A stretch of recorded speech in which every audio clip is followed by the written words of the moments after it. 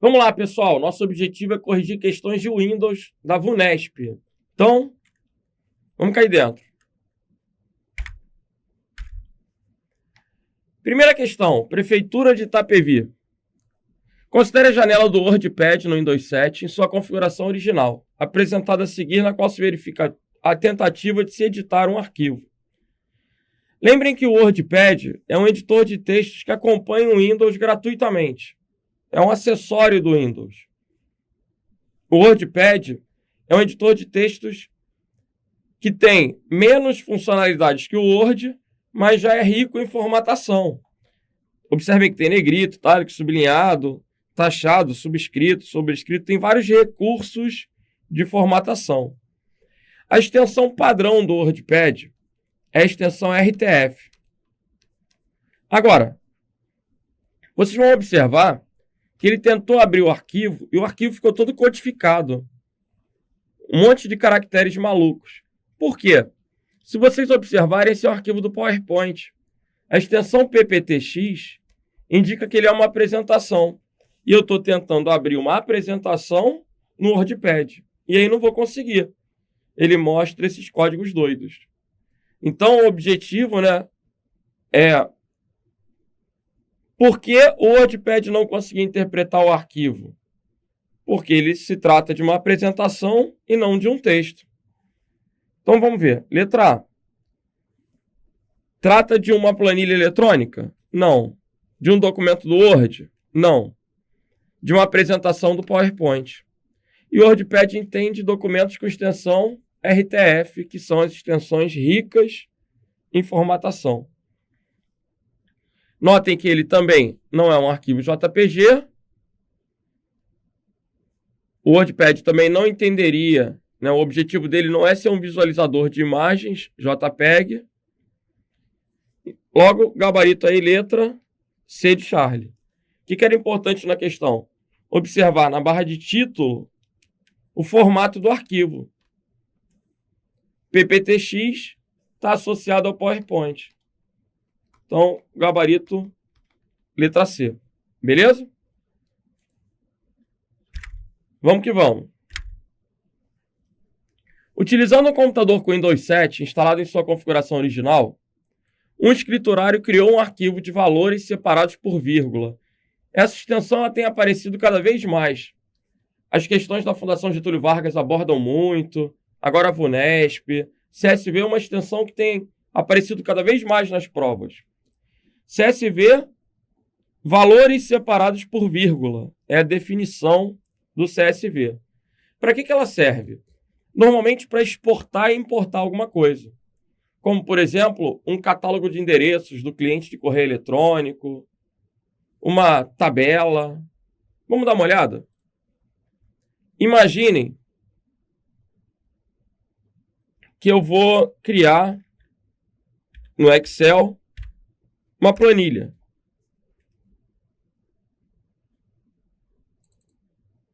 Ou melhor, eu tenho um sistema e esse sistema gera um arquivo CSV. Vou colocar aqui nome, ponto e vírgula, idade, enter, Renato, ponto e vírgula, 32, Ricardo, ponto e vírgula, 30, Felipe Luca, espaço, 40, Ronaldo, ponto e vírgula, 20. O que já pode cair em prova do que eu estou inventando? Se eu crio um arquivo CSV e abro ele no Excel, isso vai se transformar em uma tabela com quantas linhas e quantas colunas. Essa já é uma questão interessante para vocês. É muito comum o examinador fazer esse tipo de pergunta. Quantas linhas e quantas colunas haverá baseado nesse arquivo CSV? Aí vocês vão ter que observar. O ponto e vírgula, ele separa a coluna. Vem comigo. Então, essa tabela vai ser uma tabela de 1, 2, 3, 4, 5 linhas e 3 colunas. Por quê? Observem aí, ó, uma coluna vazia, outra coluna. Esses 2 pontos e vírgulas vão fazer com que fique um buraco no meio entre Ronaldo e a idade, né? A suposta idade que seria 20. Beleza? Já o Felipe Luca, se vocês observarem, não tem um ponto e vírgula. Então ele vai ficar tudo junto. Felipe Luca 40 na mesma célula. Bom, vamos salvar isso aí. Arquivo, salvar como. Eu vou colocar aqui nome.csv. Aí eu estou inventando, criando a extensão. Vou salvar na área de trabalho mesmo. Vocês vão observar que o nome.csv agora já assumiu o ícone do Excel. Porque ele vincula a extensão CSV ao Excel. Aí a gente já mata a questão da VUNESP. Agora, quando eu der um duplo clique no arquivo, aí eu vou estar indo além, perguntando de fato a quantidade de colunas. Vocês vão observar, ó, que o Felipe Luca ficou junto e ele criou uma tabela com 3 colunas e 5 linhas, né, como eu havia previsto. Beleza? Então, o objetivo do CSV é exportar e importar. Eu tenho um sistema, ele gera uma saída CSV. Aí um outro sistema pode incorporar aqueles dados do CSV. Normalmente, quando eu quero transferir catálogo de endereço do Outlook para o Gmail, do Gmail para o Thunderbird, é um exemplo já de utilização do CSV, se exportar e importar catálogo de endereços, beleza? Por que eu usei o ponto e vírgula? A vírgula ela é usada nos Estados Unidos, por exemplo. Porque lá o separador decimal é o ponto. Então eles usam como separador de lista a vírgula.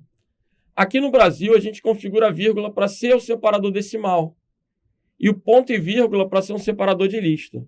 Quando cai na prova, gente, a definição do CSV são valores separados por vírgula. Mas na prática, o nosso Windows, na verdade, separa por ponto e vírgula. Beleza? Vamos que vamos. Para encontrar seu arquivo, ele tem um arquivo CSV, depois de um tempo ele decide abri-lo novamente. Aí ele clica lá no botão iniciar, na janela do Windows 7. E aí, aonde que ele vai encontrar o arquivo? O CSV está vinculado ao Excel. Então ele vai ter que clicar na seta à direita do Microsoft Excel. Gabarito aí, letra A. Tinha que conhecer essa vinculação. Beleza? O CSV está vinculado ao software de planilha eletrônica, no caso, ao Microsoft Excel. Vamos que vamos. Considere a janela do Windows 7 em sua configuração original que mostra o arquivo Arujá. O arquivo Arujá está selecionado. Assinale a alternativa correta ao clicar em. Qual tem que ser a primeira observação? O Arujá é um arquivo que foi excluído. Ele está na lixeira. Se você der um duplo clique nesse arquivo, você não vai executar ele, porque ele é lixo. Ele está na lixeira. Então as opções que aparecem para a gente são a opção de restaurar, recortar, excluir e propriedades. Vamos lá. Por que a letra A está errada? Ele quer a alternativa correta. Por que a letra A está errada? Recortar fará com que o arquivo seja copiado para outra pasta. Aqui eu tenho uma contradição. Recortar não vai fazer com que ele seja copiado. Recortar vai fazer com que ele seja movido. Para que eu vou copiar lixo? Então, lixo, ou eu vou restaurar, colocar no local de origem, ou eu vou recortar e vou colocar em outro lugar. Mas não tem muito sentido copiar lixo. Vou deixar o lixo na lixeira e vou copiar. Não. Restaura. Tira da lixeira. Então, recortar fará com que o arquivo seja copiado. Está errado. Será movido. Letra B. Restaurar fará com que o arquivo seja transferido para a pasta Arujá. O que você vai observar? C2 contra barra Arujá. Ele está te informando que o arquivo já está no C2. Então, ele não vai, quer dizer, já está no C2, que a origem dele é o C2 contra barra. Esse Arujá aqui é o próprio nome do arquivo.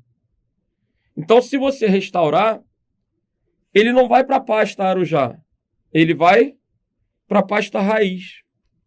Daí o gabarito é o que? Letra C. Essa questão, ela confunde um pouquinho, né? Você fica na dúvida se Arujá, que aparece na barra de status, é uma pasta ou se é o próprio nome do arquivo. Nesse caso, é o próprio nome do arquivo. Então, ele está indicando aqui o caminho de origem. Quando eu restaurar, ele vai voltar para o local que ele estava antes. Por isso, o gabarito é a letra C. O que você tinha que ter atenção? Como é que pode cair uma pegadinha na prova? Imagina que eu tenho um arquivo lá em C2 contra barra A, contra barra B, contra barra C, contra barra oi, ponto doc. Aí você excluiu o arquivo. Ele veio para cá. E o que vai aparecer aqui? C2 contra barra A vai aparecer todo o caminho. Oi.doc.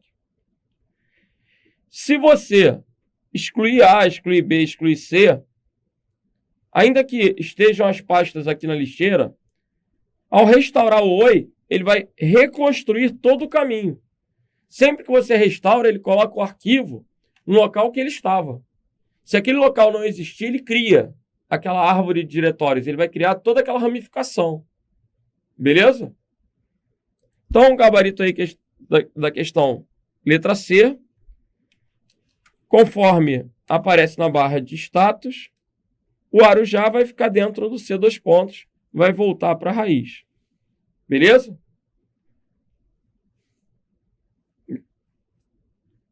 Vamos para a próxima questão. Por que a letra E está errada? Excluir fará com que o arquivo seja enviado para a lixeira? Ele já está na lixeira. Então, ele não vai ser enviado para a lixeira. Se eu excluir daqui, ele vai ser excluído definitivamente. Beleza? Próxima questão. Um escriturário está trabalhando em um computador com Windows 7 instalado na sua configuração original, com uma pasta de trabalho do Excel contendo 3 planilhas. O que seria a pasta de trabalho? O arquivo propriamente dito.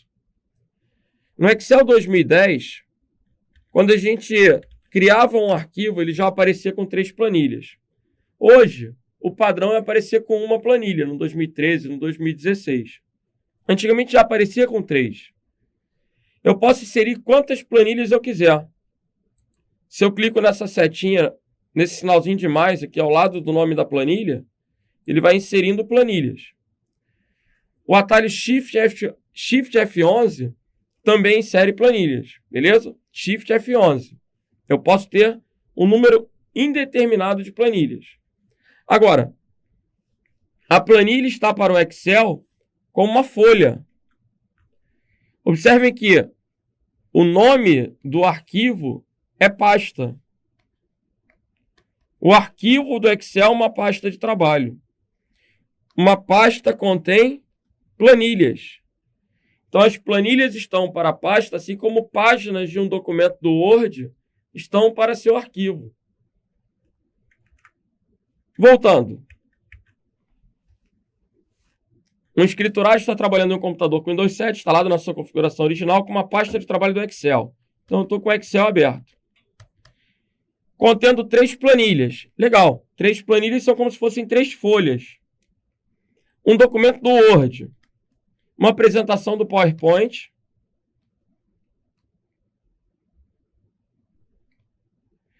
E uma seção do Google Chrome com 2 guias abertas, ou seja, visualizando 2 páginas. A série alternativa contém a quantidade de aplicativos em execução. Pessoal, o Chrome é um aplicativo. As guias correspondem a páginas abertas. O PowerPoint é um aplicativo. O Word é um aplicativo, o Excel é um aplicativo. Gabarito, letra D de delta. Ok? 4 programas, 4 aplicativos abertos. Um aplicativo pode estar com várias planilhas, com várias páginas, não importa. Então, gabarito, letra D de delta. Vamos que vamos. Provinha do MPE de São Paulo. Considere a pasta Ministério Público criada na Biblioteca Documentos em um computador com Windows 7 na sua configuração original exibida a seguir. Observem as bibliotecas, bibliotecas que são padrão do Windows 7, documentos, imagens, músicas e vídeos. Lembrando que uma biblioteca vai ser o local que vai permitir o acesso a informações, inclusive de pastas diferentes do disco rígido. Então eu posso considerar a biblioteca como se fosse um container, onde eu vou poder colocar músicas, vídeos de diferentes diretórios do disco para serem acessadas a partir de um único local. Vamos lá. Usando o WordPad do Windows, o usuário digitou um texto e deseja salvá-lo no formato original do aplicativo. O WordPad, a extensão é RTF. Com o nome descrição. O que ele está querendo induzir? Já existe arquivo com o nome descrição. Só que esse arquivo descrição aqui do Word vai ser descrição.doc. Enquanto esse arquivo aqui do bloco de notas vai ser descrição.txt.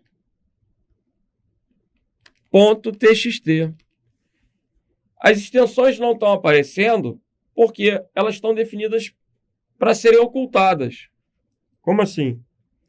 Hoje em dia, existe uma funcionalidade no Windows que oculta a extensão dos arquivos conhecidos.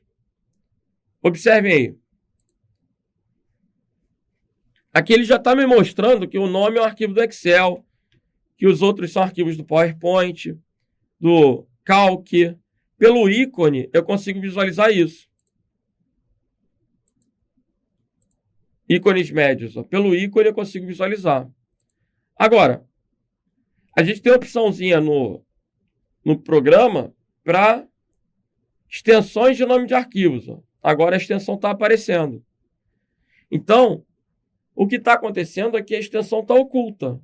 Mas ela existe. Tanto que está aparecendo o ícone vinculando a informação ao aplicativo de origem. Um comentário interessante é que a extensão ela não tem um caráter obrigatório. Eu posso, por exemplo, renomear esse arquivo selecionado e apagar a extensão. Como assim? Vou pegar um arquivo qualquer aqui, ó, pegar esse CSV. Pegar do local de origem, né? Área de trabalho. Nome.csv, eu quero renomear ele. Então, F2 é o atalho para renomear. Vou apagar a extensão CSV. O que vai acontecer? O arquivo vai assumir o formato de uma folha em branco. Ele está dizendo que o arquivo está aberto. Então, vou fechar.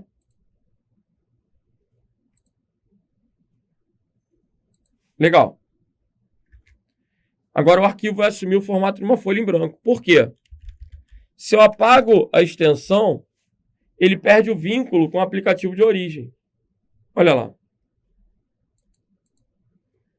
Dessa maneira, se eu der um duplo clique no arquivo, ele não sabe com que abrir.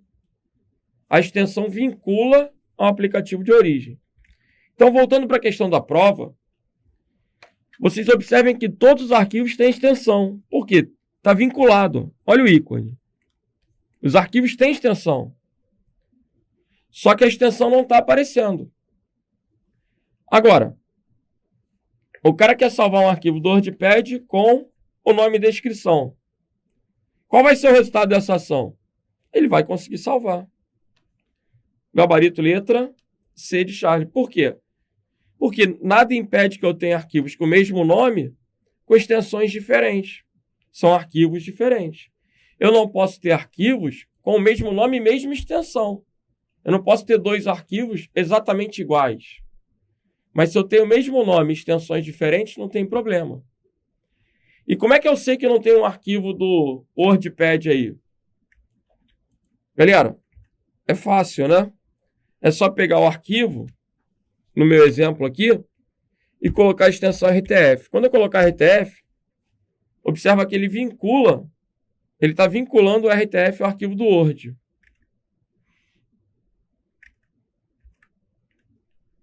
Agora, vamos criar um novo arquivo do Word aqui. Documento RTF, documento do Word. O formato é um pouquinho diferente, né? Ele está vinculando o meu RTF aqui ao formato do Word antigo e o doc ao formato do Word novo. Mas é, de fato, cruel. Gabarito aí, letra C de Charlie, ok?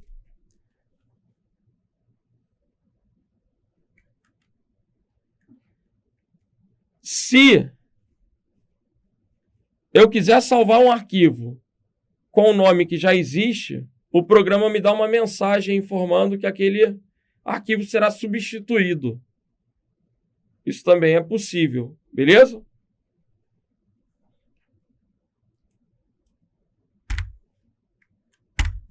Vamos para a próxima questão. No Windows 10, em sua configuração padrão, os arquivos e pastas apresentam algumas características. Isso é importante, né? Muitos editais colocam lá gerenciamento de arquivos e pastas. Você tem que conhecer essa teoria. Pode ter nomes de qualquer tamanho? E aí? Eu posso ter nomes grandes no nome do arquivo? Se eu pegar esse arquivo nome.rtf, renomear ele, posso colocar aqui Renato da Costa, professor de informática, vírgula. Olha lá. Consegui. Posso ter nomes grandes? Posso. Cara, no dia a dia a gente sabe que o arquivo pode ter nome grande. Mas para concurso a gente tem que saber os limites. E isso é importante porque mudou. Até o Windows XP, o nome do arquivo pode ter até 255 caracteres.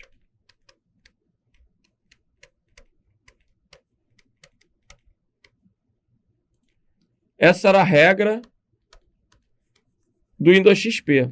Ou melhor, do Windows 98 até o Windows XP.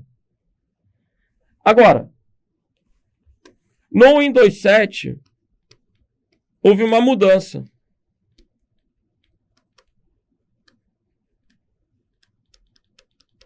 Nós podemos ter 260 bytes para o caminho do arquivo. O que eu quero dizer com caminho? Se eu salvo um arquivo dentro do C dois pontos, eu posso ter um tamanho. Se eu salvar ele dentro do C dois pontos _, usuários, _, Renato, _, documentos, _, aí você vê, aqui eu já tenho 30 caracteres. Ou seja, ele já tomou 30 bytes do nome do meu arquivo. Aí na hora que eu for salvar o arquivo, ele vai poder ter no máximo 230. Eu preciso que você entenda que quanto mais interno tiver o arquivo, menos caracteres vão sobrar para o nome dele. Se eu salvar dentro de usuários, eu posso ter uma quantidade 260 menos X. Se eu salvar dentro do Renato, 260 menos Y. Se eu salvar dentro de documentos, 260 menos Z. Quanto mais interno tiver o arquivo, menos caracteres vão sobrar para o nome do arquivo. Beleza? Isso é muito importante. E lembre-se também de associar o conceito de byte a caractere. Como assim? Vejam. Vou criar um arquivo novo aqui. Botão direito, novo, documento de texto. Vou digitar aqui Renato. Quantas letras tem Renato? 6. Legal. Vou salvar e vou olhar o tamanho do arquivo, só passando o ponteiro do mouse. Olha o que ele está me mostrando. O arquivo tem 6 bytes. Por que o arquivo tem 6 bytes? Porque ele tem 6 caracteres. Renato. Então, 1 byte corresponde a um caráter, a um caractere. Caráter é o singular de caracteres. Então, quando a teoria fala 260 caracteres, ou melhor, 260 bytes, está se referindo a 260 caracteres. Professor, e por que ele não coloca lá 260 caracteres na teoria? Se colocar, tá certo, tá, gente? Mas nos livros, no help, ele coloca bytes, porque é possível que você tenha um outro idioma que não seja ocidental, por exemplo, onde um símbolo corresponda a mais do que um byte.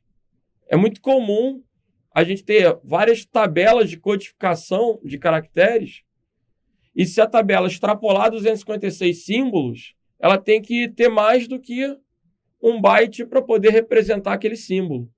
E aí, não necessariamente, um caractere qualquer especial vai corresponder a um byte. Não entendi. Não tem problema não. Se tu não entendeu, decora. Até o Windows XP eram 255 caracteres. Do Windows 7 diante mudou. Esse tamanho vai variar de acordo com a localização do arquivo. São 260 bytes no máximo para todo o caminho, incluindo o início da raiz até o final da extensão. Beleza? Então não é de qualquer tamanho. Sempre haverá limitação. Agora, letra B. Os arquivos marcados como favoritos, que só podem ser apagados mediante fornecimento de senha, nada disso. Existe maneira de proteger o arquivo contra exclusão acidental, né? Arquivos marcados como favoritos? Não, eu tenho como fixar arquivos, mas favoritos é uma terminologia muito voltada para a página dentro do navegador. O que eu tenho, por exemplo, é o acesso rápido, né, com pastas que eu posso fixar nessa área de acesso rápido. Eu posso criar atalhos para os arquivos. Dentro dos programas, aqueles que eu uso com mais frequência, eu posso fixar ou desafixar. Como assim? Olha lá. Esses são os frequentes. Eu posso colocar uma taxinha neles, ó, fixando ou desafixar. Ok? E um outro detalhe.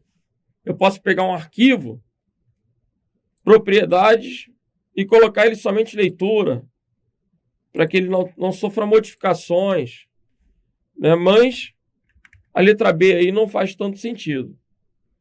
Letra C. Os seus nomes não aceitarem caracteres especiais como asterisco e interrogação. Isso é verdade. A letra A está errada porque não é de qualquer tamanho, a letra B está errada porque ele está dizendo que só podem ser apagados mediante fornecimento de senha. A letra C está certa. Por quê? Seus nomes não aceitarem caracteres especiais. Aí é o papo do bonequinho. O bonequinho, ele remete a 9 caracteres reservados. São aqueles caracteres que não podem ser usados na construção de arquivos e pastas. É um assunto que aparece em qualquer banca. Em qualquer videoaula de questões, vocês vão ver esse assunto aparecendo em concurso público. Cara, vocês têm que decorar o bonequinho. Como é que é o bonequinho?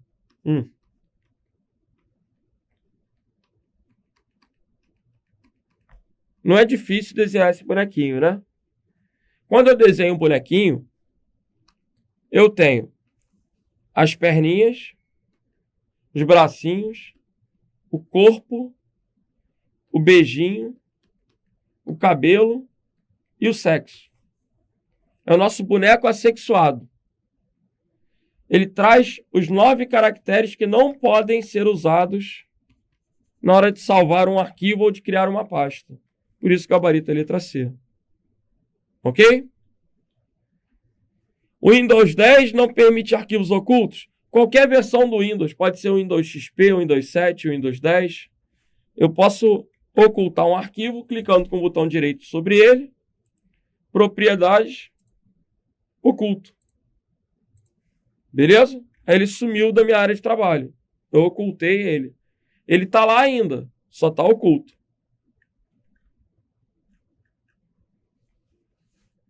Letra E. Ao contrário de outras versões do Windows, não mais possui extensão. Tem gente que vai acreditar nisso porque, por padrão, a extensão está oculta. Mas a gente já viu que é só clicar lá na caixinha de diálogo que a extensão aparece ou desaparece. E a extensão continua. Tanto continua que eu consigo visualizar o ícone. Ele vincula o ícone do arquivo de acordo com a extensão. Beleza? Então, o gabarito aí ficou o quê? Letra C de Charlie. Continua possuindo extensão, continua permitindo arquivos ocultos. Próxima questão. Assinale a alternativa que contém a quantidade máxima de itens que podem ser armazenados na área de transferência no Windows 7 e no Office 2010. Não importa a versão do Windows 7, não importa a versão do Windows, não importa a versão do Office. O Windows tem uma área de transferência que pode armazenar um arquivo ou um objeto, né, um item. E o Office, não importa a versão, qualquer uma que caia na prova, vai poder ter até 24 objetos na área de transferência. Então a resposta aí é letra B de Bravo. Como assim? Vamos lá. Estou no bloco de notas. Selecionei nome. Recortei. Selecionei Ricardo. Recortei. Se eu colar, ele vai colar o último. Ricardo. E aquele nome que eu excluí anteriormente? Eu perdi. É como se eu tivesse apagado. Por quê? Porque o Windows só armazena a última coisa copiada ou recortada. Né? Quando ele fala o último item, eu falo a última coisa. Eu estou generalizando. Poderia ser uma imagem do Paint, poderia ser qualquer coisa. Dentro do ambiente Windows, a área de transferência do Windows armazena apenas um item. Agora, quando eu vou para o Office, o Word, Excel, PowerPoint, o Office ele tem uma área de transferência compartilhada. Então, o Word, Excel e PowerPoint usam a mesma área de transferência. E aí vocês vão observar que no canto inferior direito do grupo área de transferência tem uma seta. E se eu tiver várias coisas digitadas, eu posso recortar uma. Olha lá. Foi para a área de transferência. Eu posso recortar outra. Posso recortar outra. Ou seja, a área de transferência do Office permite que na hora de colar, eu escolha qual que eu quero colar dentre os 24 últimos itens que foram recortados ou copiados. Beleza? O limite aqui no Office é de 24. Então o gabarito aí ficou letra B de Bravo. Não são 24 para o Word, 24 para o PowerPoint, 24 para o Excel. São 24 para o Office. É uma área de transferência compartilhada. Inclusive para permitir a troca de informações entre aplicações do Office diferentes, Word, Excel, PowerPoint. Beleza?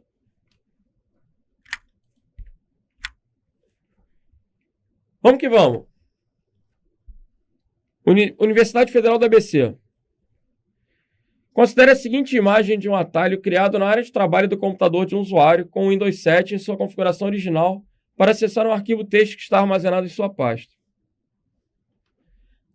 Essa é a alternativa correta a respeito do atalho. Observem que a seta no canto inferior direito caracteriza o atalho, evidencia o atalho. O atalho tem essa setinha. O que um atalho representa? Um caminho mais curto. Um atalho facilita o acesso ao arquivo.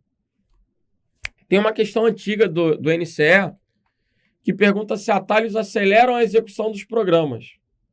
E o gabarito é errado. Por quê? A execução vai demorar o mesmo tempo, seja pelo caminho, seja pelo atalho. O atalho ele facilita o acesso. Agora, a maior parte das questões ficam perguntando o que acontece se apagar atalho. Cara, se apagar o atalho, o programa continua na máquina. Não, o atalho é só o quê? Uma alternativa para facilitar o acesso. Então, vamos ver. Letra A. Ao se apagar o atalho, o arquivo para o qual o atalho faz referência também é apagado? Não. O arquivo vai continuar no lugar dele. Só vai apagar esse caminho mais curto. Letra B. Quando o usuário efetua um duplo clique com o botão principal do mouse, que é o botão esquerdo para o destro, é aberta uma janela solicitando a confirmação do usuário para abrir o arquivo. Gente, não abre janela nenhuma. Ele já vai executar direto. Letra C. Ao apagar o atalho, o arquivo para o qual o atalho faz referência também é apagado. Horroroso. Letra D. Um atalho é um ícone que representa um link para um arquivo. No Windows 10, atalho e link já são a mesma coisa. Na verdade, ele chama de link. Então, o gabarito aí é o quê? Letra D de delta. Por que a letra E está errada? O atalho sempre abre a pasta onde o arquivo ao qual o atalho faz referência está, para que o usuário possa, então, abrir o arquivo com duplo clique. Existe atalho para a pasta, mas a maior parte dos atalhos, esse atalho aqui, por exemplo, já é um atalho direto para o arquivo. Então, ele não vai abrir a pasta para depois eu dar um duplo clique no arquivo. Ele já vai executar o arquivo diretamente. Logo, a letra E está errada. Ok? Próxima questão. Tem-se os seguintes recursos para aplicar na edição de texto. Item 1. Formatação em negrito, localizar e substituir e alterar a fonte da letra. Considerando os aplicativos Bloco de Notas e WordPad, que são aplicativos do Windows. São acessórios que vêm com Windows. Lembrando que o Bloco de Notas é para texto sem formatação. É aquele texto puro. E o WordPad é para texto com formatação.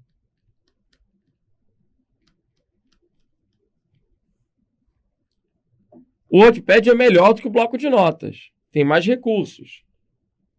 Assinale a alternativa que indica corretamente onde cada recurso de 1 a 3 pode ser aplicado. Galera, o examinador da VUNESP ele é maldoso.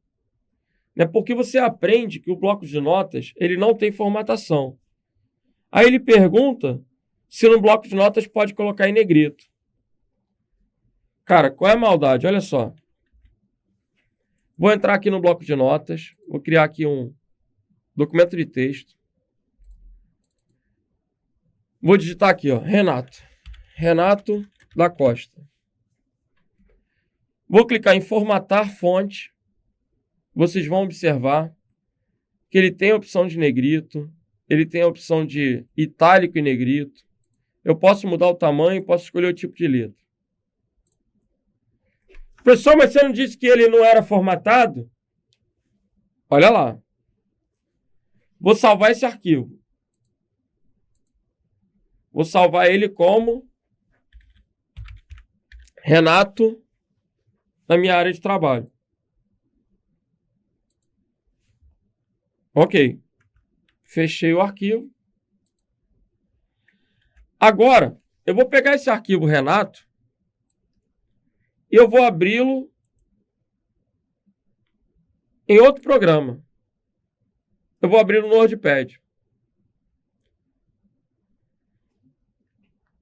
Olha o ícone do WordPad, gente. Quando eu criei aquele arquivo RTF, a questão do concurso, queria vincular a esse íconezinho. Esse é o ícone do RTF. Qual? Botão direito, abrir com. Esse é o íconezinho do WordPad, do RTF, beleza? Botão direito, abrir com WordPad. O que vai acontecer, gente? Vocês vão observar que o texto veio sem o negrito, sem o itálico, não preservou o tipo de letra que eu escolhi, veio um texto puro. O que eu estou querendo mostrar é que o TXT ele não tem formatação. O arquivo TXT não tem formatação. Quando eu coloco o negrito no bloco de notas, eu coloco no programa bloco de notas, eu não coloco no arquivo. Se eu abrir aquele arquivo em qualquer outro lugar, ele é um arquivo só de texto. Ele não preserva a formatação. No programa bloco de notas, eu não tenho como pegar uma única palavra e falar assim, eu quero que essa palavra fique com a letra menor. Se eu trocar a fonte, vocês vão observar que ele vai trocar a fonte de todo o texto. Ele não consegue mudar uma única palavra. Por quê? Eu não estou mudando a fonte do texto. Eu estou mudando a fonte do meu programa bloco de notas. Esse é o detalhe. Então,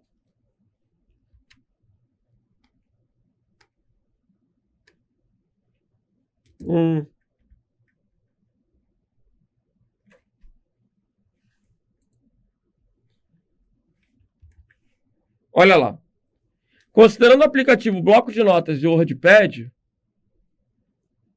assinale a alternativa que indica corretamente onde cada recurso de 1 a 3 pode ser aplicado. Formatação em negrito. Existe negrito no bloco de notas? Sim. E no WordPad? Também. Existe localizar e substituir? Também. Existe em ambos. Pode alterar a fonte da letra? Em ambos. Eu posso alterar a fonte da letra no bloco de notas. Mas o TXT sempre vai ser um arquivo somente de texto, que não preserva a formatação. Por isso, o gabarito aí é o quê, gente? Letra A de alfa. Essa é uma grande pegadinha. Localizar e substituir, isso estava meio na cara, né? Um Ctrl F é o localizar, o Ctrl H é o substituir. Ok? Ctrl F, localizar, Ctrl H, substituir. Eu estou usando um aplicativo que tem atalhos em inglês. Então, até vou fazer essa observação. Ctrl F, localizar, Ctrl H, substituir. Beleza? Alterar a fonte da letra é possível? É possível. Agora, o WordPad preserva a formatação. O RTF tem formatação. O TXT não preserva a formatação. Se eu abrir aquele arquivo em outro lugar, vai estar lá a fonte padrão. De acordo com como a questão foi elaborada, maldade, ambos permitem que você coloque negrito, ambos permitem que você use localizar e substituir, ambos permitem que você altere a fonte. Então, o gabarito é o que? Letra A de alfa. Provinha do TJ São Paulo. Assinale a alternativa correta sobre o bloco de notas do Windows 10 e sua configuração padrão. Olha a maldade de novo aí. Ó. No bloco de notas, existe um recurso para criar tabelas? Não. Por quê? Ele é um arquivo somente de texto. Então, no bloco de notas, Eu não vou poder inserir imagem, eu não vou ter tabela. A letra A está fora. É possível trocar a fonte da letra de um texto digitado? É possível.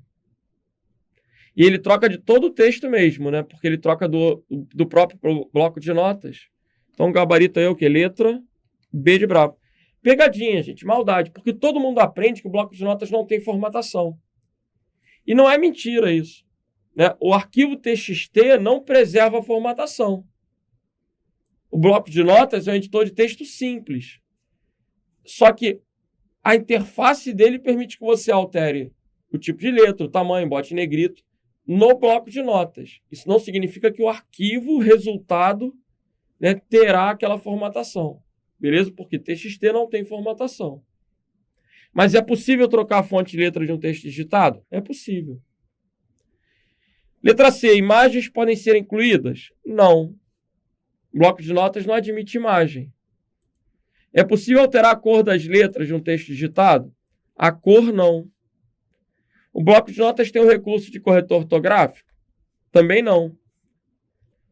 Beleza? O bloco de notas também não tem corretor ortográfico. O bloco de notas, ele é tão... Notepad.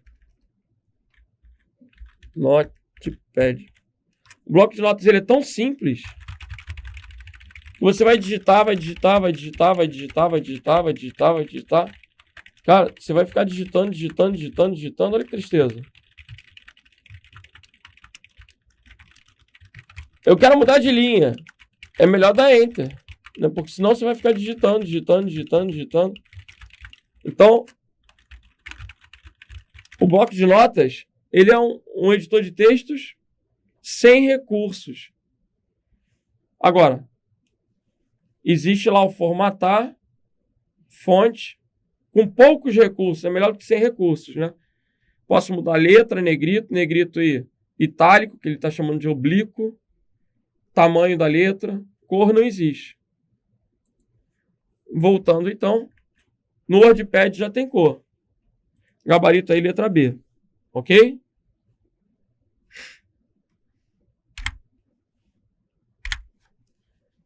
Vamos lá. Seduc de São Paulo. No sistema operacional Windows 10 e sua configuração padrão, atalhos podem ser utilizados para várias finalidades. Atalhos facilitam acesso a informações. Os atalhos podem ser identificados com facilidade, pois seus ícones possuem uma seta no canto inferior esquerdo. Gabarito, letra A.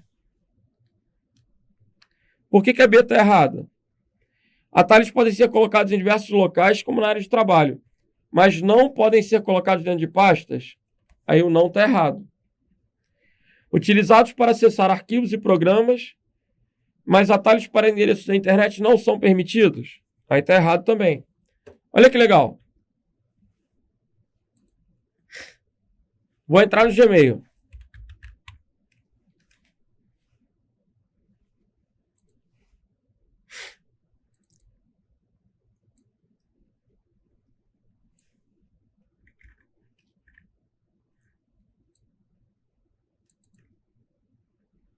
Se eu pego o endereço do Gmail e arrasto ele para a área de trabalho, eu já crio um atalho na área de trabalho. Os navegadores permitem que eu faça esse arrasto. Aí eu já crio um atalho na área de trabalho. Olha que legal. Aqui eu crio um atalho para o Gmail. Aí sempre que eu quiser entrar no Gmail, eu posso dar um duplo clique aqui, ele já vai abrir no meu navegador padrão. Ok? Eu posso criar atalho na área de trabalho, eu posso criar atalho na minha barra de tarefas. Vamos continuar vendo as alternativas aí. Atalhos podem ser utilizados para acessar pastas, mas para subpastas não são permitidos. Está errado. Posso ter atalho para pasta, atalho para subpasta, tranquilamente. Aqui eu tenho uma pasta. Se eu quiser, eu posso criar um atalho para essa pasta também. Como? Olha lá, criar atalho. Agora eu tenho um atalho para pasta. Olha o íconezinho da setinha no canto inferior esquerdo. Para pasta, para subpasta, tranquilão. Atalhos podem ser colocados em qualquer local do Windows, exceto na barra de tarefas. Na barra de tarefas também podemos ter ícones de programas fixados, que são atalhos. Beleza?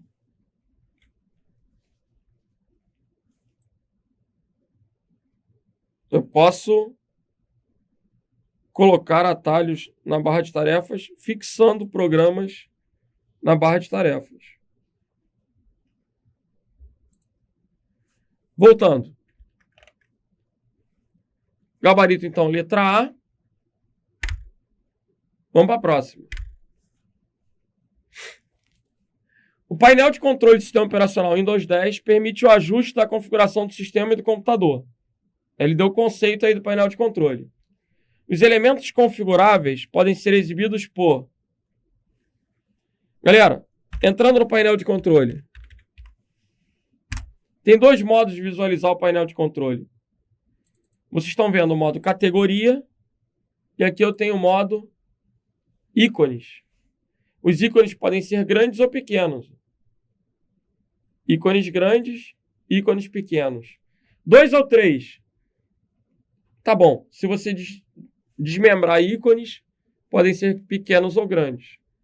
Então, categorias, ícones pequenos ou ícones grandes. Voltando. Os elementos configuráveis podem ser exibidos por recursos do usuário não, ícones grandes sim, médio não, gerenciador de dispositivo não, categoria. Os ícones, os elementos configuráveis podem ser exibidos por categoria? Podem. Então o gabarito é o quê? Letra D. E você pode complementar se quiser, por categoria, por ícones pequenos ou por ícones grandes.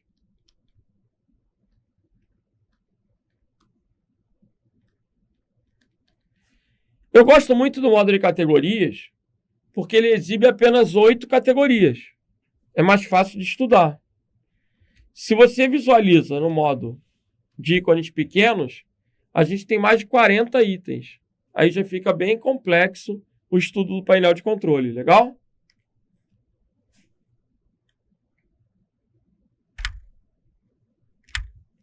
Próxima questão, Polícia Civil de São Paulo.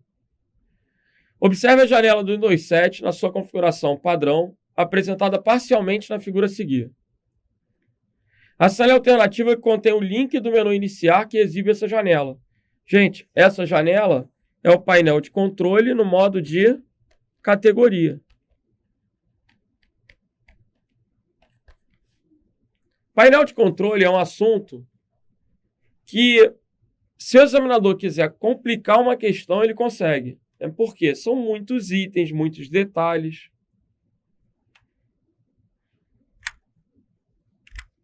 Por isso é importante fazer muito exercício, para não ficar viajando também, perdendo muito tempo estudando determinados assuntos sem ter a certeza de como cai. O exercício te direciona. Se questões do painel de controle da VUNESP ficarem cobrando acerca da categoria, da exibição de ícones pequenos ou grandes, está fácil, está ótimo. Agora, será que é importante estudar os detalhes de cada categoria ou de cada item? Aí as questões é que vão demonstrando isso para a gente, beleza? Próxima questão.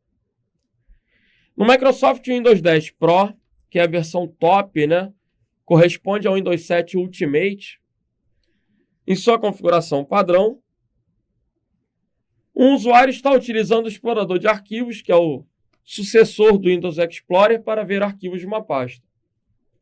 O modo de exibição é ícones grandes, e o usuário selecionou um deles. Modo de exibição no Windows, a gente vai ter lista, detalhes, ícones. Só que o ícones do explorador de arquivos é que nem camisa de homem. Como é que é camisa de homem? Ô meu filho, homem usa camisa PP? É P, M, G e XG. Ícones pequenos, médios, grandes e extra grandes. Eu não gostei. Cara, mas decora. Por quê? É comum o examinador perguntar se existe ícone PP. Aí tem que lembrar que PP não. É homem. pequeno, médio, grande e extra grande. Aí tem lista, detalhes, blocos e conteúdo. São os modos de exibição. Lista, detalhes, bloco e conteúdo. Os primeiros, em qualquer versão do Windows, a gente tem, que cai na prova, né? No Windows 7, no Windows 10. Bloco e conteúdo, que já são características do Windows 10. Legal? Agora, quando eu seleciono um arquivo, galera, dependendo do modo de exibição, ele já mostra o tamanho. Por exemplo, detalhes. Detalhes é um modo que vai se caracterizar justamente por mostrar o quê? Os detalhes. Data, tipo, tamanho. Isso são os detalhes. Observem que, quando eu estou no modo detalhes, eu posso visualizar outros detalhes. Eu clico com o botão direito, eu posso colocar aqui autores, posso colocar aqui título. Eu posso fazer filtros. No tipo eu quero só os PDFs. Eu posso clicar na setinha e escolher. Quero só as apresentações. Quero só os arquivos de texto. E assim eu vou filtrar aquilo que eu quero. Se eu clico uma vez, eu ordeno. Clico de novo. Classificação vai ser a contrária. Como assim? Se eu clicar no tamanho, ele vai colocar aqui os arquivos. Vamos pegar aqui uma pasta qualquer. Tamanho.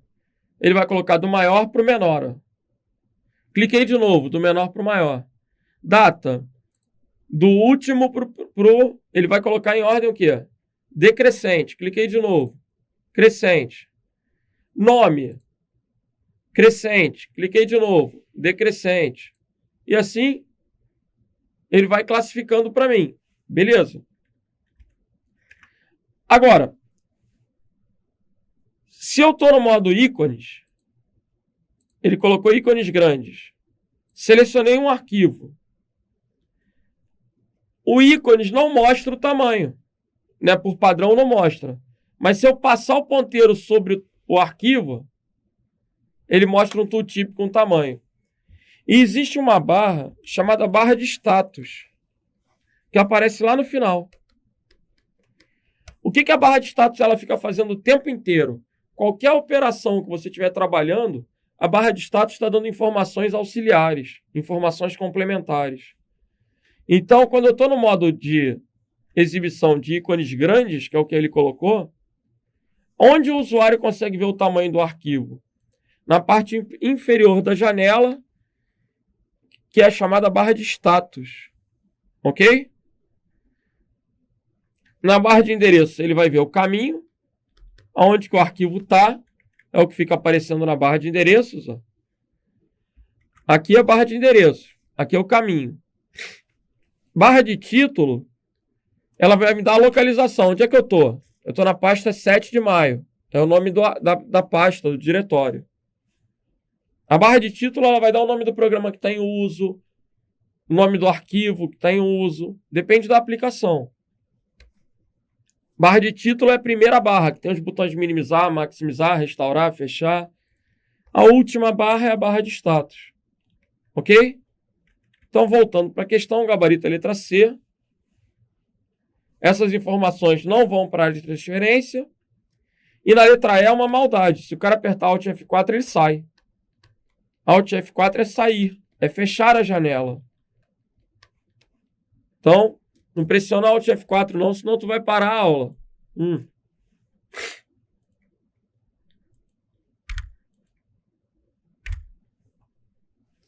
Próxima questão. No Windows 7, em sua configuração padrão, ao abrir o arquivo planilha.txt, o arquivo que será aberto está vinculado à extensão TXT. TXT é o bloco de notas, então o gabarito é a letra A. Você tem que saber que TXT é a extensão do bloco de notas, que PNG ou BMP são as extensões do Paint. Antigamente era BMP, até o Windows XP. Do Windows 7 em diante passou a ser PNG. O Excel, XLS, Internet Explorer.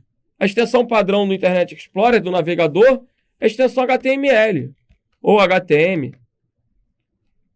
Páginas da web são vinculadas ao navegador. O Windows Explorer é um gerenciador de arquivos, não vai ter extensão vinculada. Então, o gabarito aí é o quê? Letra A. Beleza? Próxima questão. Agora é para aumentar a autoestima. A gente está próximo do intervalo. Então, para aumentar a autoestima, para levantar o moral, o atalho para alternar janelas abertas no Windows 7 é Alt Tab. É outra questão clássica que cai em concurso público há mais de 20 anos.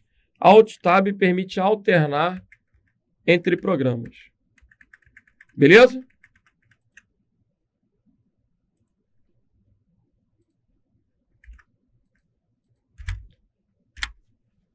Próxima questão, TJ de São Paulo. Um usuário do Windows 10 em sua configuração padrão, que precisa organizar seus arquivos e pastas, deve usar o aplicativo acessório padrão explorador de arquivos, que pode ser aberto por meio de um atalho de teclado. Qual o atalho para entrar no Windows Explorer? Tecla Windows.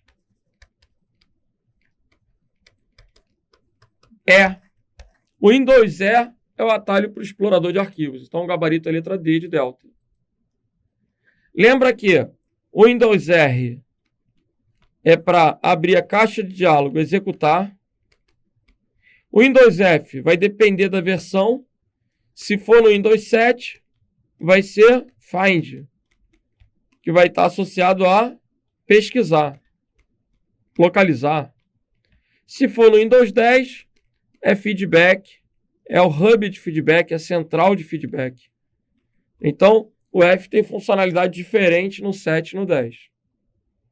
O R sempre vai ser executar. Ok? E o gabarito da questão é a letra D, o Windows E, para abrir o Windows Explorer, para abrir o explorador de arquivos.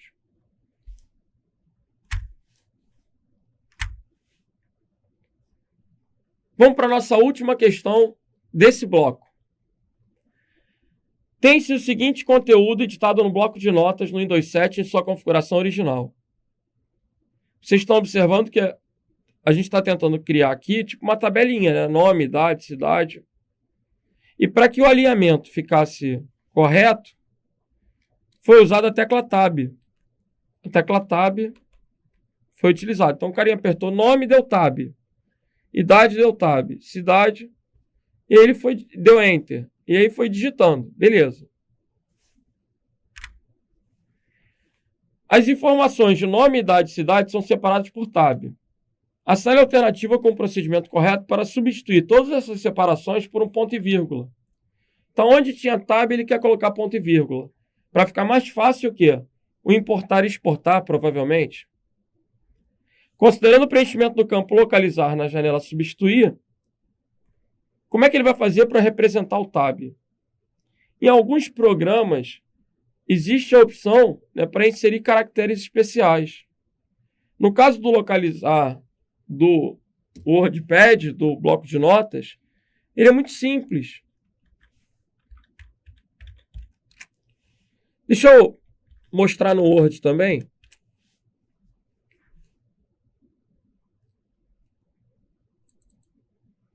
No Word da vida, quando a gente abre a janela de localizar e substituir, a gente tem a opção de mais.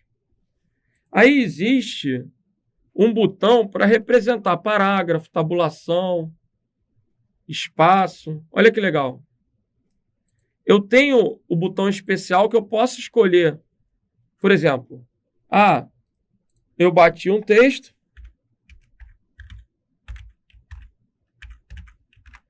Aí eu quero substituir os espaços por tabs. É possível.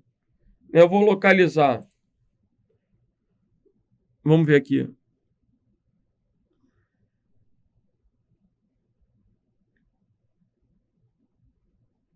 O espaço em branco. E vou substituir por o tab. Olha que viagem. Ele colocou aqui um circunflexo W, circunflexo T. E aí, substitui tudo. Olha como é que ficou o texto. Ao invés de ter espaço entre as palavras, apareceu o tab entre as palavras. No Word, a gente tem aquele botão especial. O detalhe é que no Windows, esse botão não existe. Então, como é que eu vou ter que fazer? Ó? Nome, tab, idade. Renato, tab, 32. Que aparece. Felipe, tab, 45. O que eu vou ter que fazer? Eu vou ter que, na hora de substituir, eu vou ter que copiar esse tab. Aí eu seleciono o buraco e aperto um Ctrl C da vida. Aí eu vou ter que localizar o tab e colar. Ctrl V e vou mandar substituir pelo ponto e vírgula. Substituir tudo. Aí ele substituiu. O gabarito, então, da questão. Pressionar tab não vai adiantar. Digitar tab entre colchetes também não. Entre underline também não. O gabarito é letra D. Eu vou ter que selecionar o espaço. Vou ter que colar aonde eu quero localizar. E vou mandar substituir pelo ponto e vírgula. Então, o gabarito é o quê? Letra D. Essa já era uma questão mais difícil, né? Uma questão menos previsível. Gabarito aí, letra D de delta. Ok? Galera, vamos dar um intervalozinho. Daqui a pouco a gente volta com mais correção de questões de Windows da VUNESP.